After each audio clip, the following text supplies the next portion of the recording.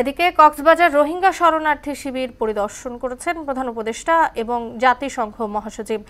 সেখানে পৌঁছানোর পর নির্মাণাধীন আন্তর্জাতিক বিমানবন্দরের কাজের অগ্রগতি ও সর্বশেষ পরিস্থিতি সম্পর্কে তাদের অবহিত করা হয়।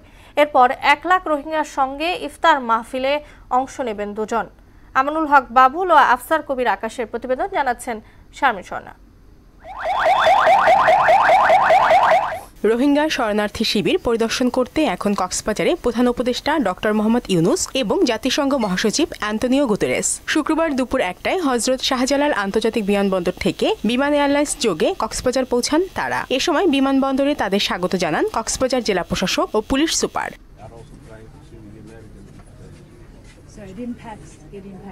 নির্মাণাধীন কক্সবাজার আন্তর্জাতিক বিমানবন্দর ও খুরুস্কুল জলবায়ু উদ্বাস্তু কেন্দ্র পরিদর্শন করবেন প্রধান উপদেষ্টা ডক্টর মোহাম্মদ ইউনুস।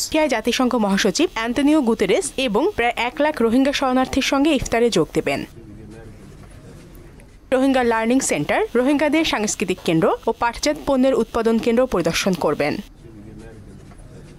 পরিদর্শন ও ইফতার শেষে প্রধান উপদেষ্টা ও জাতিসংঘ মহাসচিবের একসঙ্গে সন্ধ্যায় ঢাকায় ফেরার কথা রয়েছে।